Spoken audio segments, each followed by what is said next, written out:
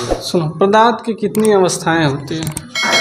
पदार्थ की दो अवस्था। रासायन पदार्थ के तीन अवस्था। ठोस, द्रव, गैस। गैस। सपोज करो तुम्हारे सामने टेबल है, प्रेजेंट टाइम तो टेबल है। टेबल किस अवस्था का उदाहरण है? ठोस। ठोस। और जल? जल सॉरी द्रव। ऑक्सीजन? Oxygen gas. ठीक। तो बताओ, जिसमें कम अंतराणविक बल हो वो कौन सी अवस्था है जिसमें कम अंतराणविक बल हो? वो गैस। गैस। और जिसमें अधिक? ठोस। ठोस। तो जिसमें आयतन आकार दोनों निश्चित हो? ठोस। जिसमें आयतन तो निश्चित है मगर आकार नहीं निश्चित है? उससे द्रव। जिसमें दोनों अनिश्चित हो? गैस। ऐसा कौन सा पदार्थ है जो तीनों अवस्थाओं में पाया जाता है? सॉरी द्रव। जल। कौन, कैसे? सॉरी जल को जमा कर बर्फ भी कर सकते हैं। बर्फ जब हो जाएगा तो ठोस अवस्था में हो जाएगा, और उसके बाद जब गल के वो इतनी हवा में उड़ जाएगा भाप के द्वारा तो गैस अवस्था में हो जाएगा। सपोज करो इसी का उदाहरण बता रहे हैं। तो इंसान की तरह से एक हम जल का एग्जाम्पल इंसानों पर दे रहे हैं। सपोज करना, क्या कोई चीज़ करना पॉसिबल है? यस। क्या कोई चीज़ ना करना इम्पॉसिबल है? कर सकते हैं, बस परिवर्तन की ज़रूरत है। परिवर्तन एक ऐसा शब्द है जो एक बुरे से बुरे व्यक्ति को मोटिवेशन प्राप्त करता है। यस। क्या एक कोई व्यक्ति अगर पूरी तरह से वह हार गया है तो उसमें क्या ज़रूरत करने की है? वो है परिवर्तन। अगर हम परिवर्तन करें तो किसी भी चीज़ को हम नए में ले आ सकते हैं। सोचो एक कपड़ा है, कपड़ा जब तक शोरूम में है तब तक नया है, जब हमारे शरीर में आता है तो उसका रूप ही बदल जाता है। लेकिन फिर धोने के बाद तो कुछ भी तो उसमें सनलाइट आती है। तो इसी तरह जब सब में परिवर्तन हो सकता है तो हम अपने आप में क्यों परिवर्तन नहीं कर सकते? कर सकते। जब ठोस से द्रव, द्रव से गैस बन सकता है तो हम फिर हारने के बाद भी जीत सकते हैं। बस प्रयास करना चाहिए। यस। अब प्रयास ऐसा ना हो कि कहानी ये है कि ये पढ़ाई की टॉपिक है, अभी तुम लोग पहले पौधान पे हो, अभी तुम ठोस द्रव गैस में हो, इसके बाद तुम आओगे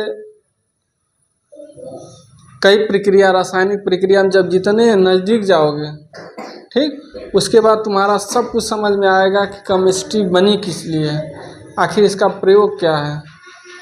yes. और इस समय जो पढ़ लोगे उसके बाद सोचोगे अब जाके आगे जब बी कॉम करोगे, बीएससी नर्सिंग करोगे तो इसमें तुम लोग कहोगे तो जब यहाँ नहीं समझो, बॉन्डिंग नहीं समझो, इलेक्ट्रिक बॉन्डिंग और ये सब इसी चीज़ लिए बनाया गया।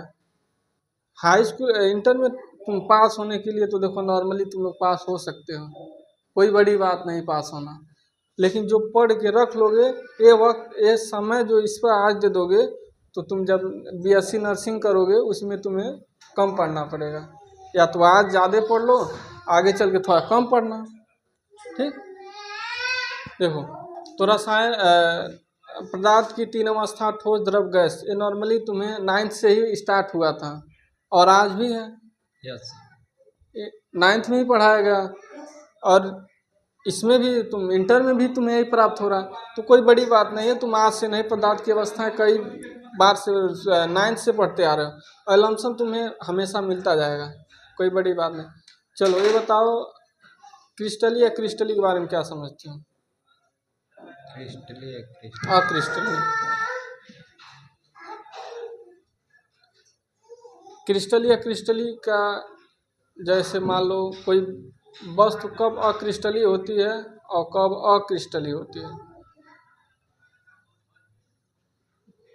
अच्छा, जिसमें आकार में चेंजिंग किया जाए कौन, तो अक्रिस्टली है कि अक्रिस्टली? जिसके आकार में चेंजिंग किया जाए क्रिस्टली। अक्रिस्टली। सपोज करो तुम्हारे पास रबड़ है, यस। रबड़ को तोड़ोगे तो उसका आकार चेंज हो जाएगा।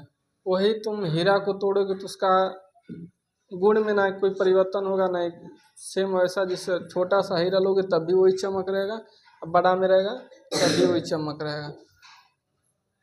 देखो, एक शब्द सोचो, आज सबसे ज़्यादा ब्रेन, जैसे हम बचपन से ही देखते आ रहे हैं कि तुम्हारे ही उम्र के बच्चे, ध्यान देना, जब कोई हम लोग में ही, जब हम लोग छोटे थे तो कोई बच्चा एकदम छोटैया पर से टाएं टाएं बोलता था, और कुछ लोग बड़े होने के बाद भी नहीं बोल पाते थे, जैसे बोलने की प्रक्रिया। तो वैसे इंसानों में भी है। हम जितना खर्च करेंगे,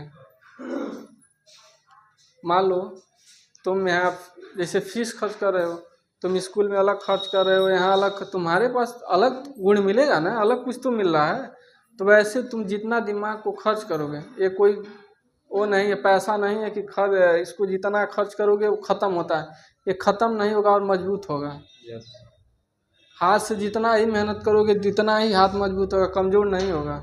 उसी तरह ब्रेन है, जितना मेहनत पढ़ाई में लगाओगे, जितना पढ़ोगे उतना ही ये क्या मांग, ये सुनो, ये इसकी जो कैफरेसिंग है बड़ा उल्टा है।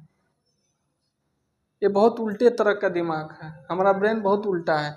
इसको अगर तुम्हें अगर भिखमंगा बनाना हो तो इसके पास बहुत तरीका है, ये बहुत आसानी से आके बता देता है, कर लो। अगर तुम्हें गड्ढे में गिराना हो तो बहुत आसानी से कहेगा, एक बार छलांग मार, अब गिर जाएगा। लेकिन तुम्हें आगे बढ़ाना हो तो नहीं, सोचो, अपना ही दिमाग है, लेकिन ये तुम्हारे बारे में खुद नहीं सोचता।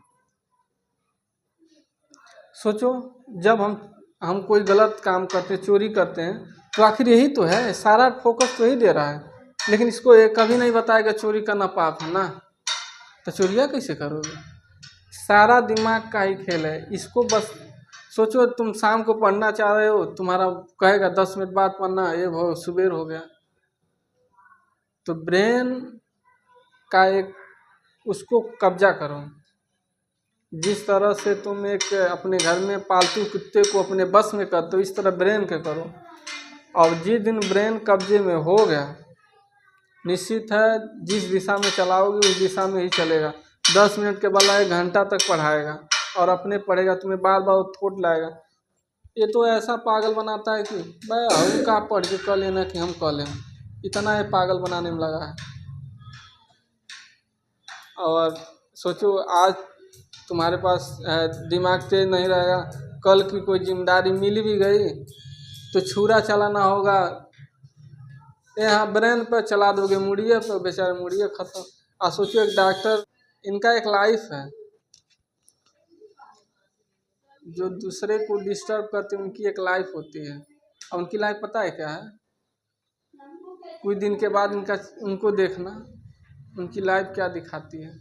सोचते हैं गाड़ी पर बैठ गए तो बस, अरे भाई, जिस गाड़ी पर तुम बैठे हो